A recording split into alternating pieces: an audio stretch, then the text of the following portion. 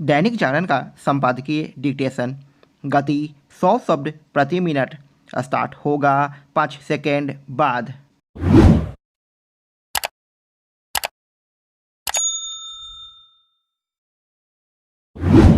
Start. एक ऐसे समय जब पाकिस्तान भारत के लिए खतरा बने आतंकियों को पालने पोसने में लगा हुआ है और जब तब कश्मीर में उनकी घुसपैठ कराने की भी कोशिश करता रहता है, तब ऐसी किसी दो टूक बात की आवश्यकता थी कि आतंकियों को जवाब देने का कोई नियम नहीं हो सकता, क्योंकि वे भी किसी नियम को नहीं मानते। विदेश मंत्री जयशंकर ने यह बयान देते हुए इसका भी उल्लेख किया कि किस तरह मुंबई में भीषण आतंकी हमले के बाद तत्कालीन मनमोहन सिंह सरकार पाकिस्तान के खिलाफ कार्रवाई करने को लेकर तमाम विचार विमर्श के बाद भी इस नतीजे पर पहुंची थी कि उसके विरुद्ध कोई कदम न उठाना ही बेहतर है। इस नतीजे पर पहुंचकर मनमोहन सरकार ने न केवल भारत की कमजोरी उजागर की थी, बल्कि पाकिस्तान के दुस्साहस को बढ़ाने का भी काम किया था।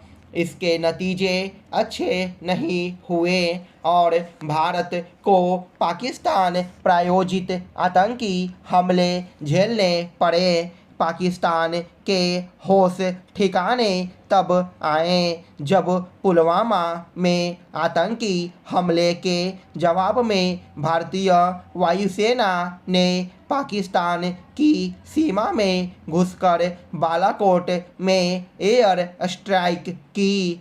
इसके पहले भारतीय सेना सीमा पार जाकर सर्जिकल स्ट्राइक भी कर चुकी थी। यह सही है कि मोदी सरकार की नीतियों के चलते पाकिस्तान के दुस्साहस का दमन हुआ है, लेकिन उसने अभी अपनी ज़मीन पर चल रहे आतंक के उन अड्डों को बंद नहीं किया है जहां जिहादी तैयार होते हैं और जो भारतीय सीमा में घुसपैठ की करते रहते हैं।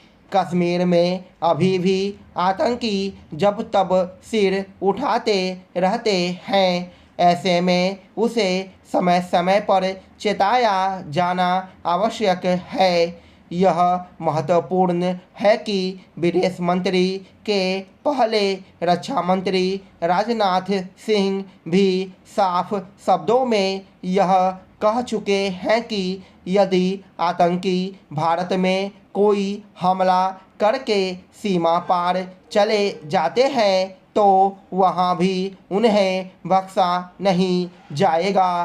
पहले रक्षा मंत्री और अब विदेश मंत्री की इन खड़ी बातों का महत्व इसलिए और बढ़ जाता है क्योंकि हाल में एक ब्रिटिश समाचार पत्र ने यह दावा किया है कि भारत ने पाकिस्तान में करीब 20 आतंकियों को ठिकाने लगाया है। भारत आधिकारिक रूप से तो ऐसे किसी दावे की पुष्टि करने से रहा, लेकिन इससे बेहतर और कुछ नहीं कि पाकिस्तान यह समझने लगा है कि आतंकवाद के मामले में नरेंद्र मोदी के नेतृत्व वाले भारत की नीति बदल चुकी है और यदि वह अपनी हरकतों से बाज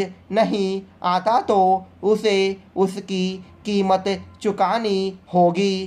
पाकिस्तान ने ब्रिटिश समाचार पत्र के दावे का उल्लेख करते हुए अपना रोना भी रोया है, लेकिन उसकी कहीं कोई सुनवाई इसलिए नहीं हो रही है क्योंकि विश्व को यह अच्छी तरह पता है कि वह आतंकी संगठनों को संरक्षण देने का काम करता है। ऐसे में भारत के लिए यही उचित है कि वह पाकिस्तान पर दबाव बनाए रखे। राहुल गांधी अब इस पर और अधिक जोर देने में लग गए हैं कि यदि मोदी सरकार फिर सत्ता में आई तो लोकतंत्र खत्म हो जाएगा और संविधान भी नहीं बचेगा। वह अपनी सभाओं में बार बार कह रहे हैं कि इस बार के लोकसभा चुनाव लोकतंत्र और संविधान बचाने के लिए हैं। लोकतंत्र और संविधान के खतरे में होने के आरोपों पर प्रधानमंत्री ने यह सवाल किया कि क्या जब देश में आपातकाल लगाया गया तब लोकतंत्र खतरे में नहीं आया था। उन्होंने कांग्रेस से यह प्रश्न भी किया कि यदि संविधान का अनुच्छेद 370 इतना ही अच्छा था तो उसे सारे देश में क्यों नहीं लागू किया गया। कांग्रेस के पास इसका शायद ही कोई जवाब हो। आज बाबा साहब भीमराव अंबेडकर की जयंती मनाते समय हमारे पास सामाजिक न्याय की चुनौतियों के विषय में सोचने और नई अर्थव्यवस्था एवं सामाजिक परिवर्तन की बदली स्थिति में आगे के विकल्प तलाशने के बारे में सोचने का भी अवसर है। अंबेडकर जी द्वारा संविधान में सामाजिक न्याय का जो खाका बनाया गया वह उस समय की सामाजिक, आर्थिक एवं राजनीतिक परिस्थितियों पर आधारित था। उस समय सामाजिक स्तर पर भेदभाव की स्थिति यह थी कि जाति के आधार पर अस्पृश्यता और तिरस्कार लोगों के सामान्य व्यवहार में शामिल था। अधिकतर शिक्षा सरकारी क्षेत्र में थी और आर्थिक अवसर भी सरकारी नौकरियों में अधिक थे।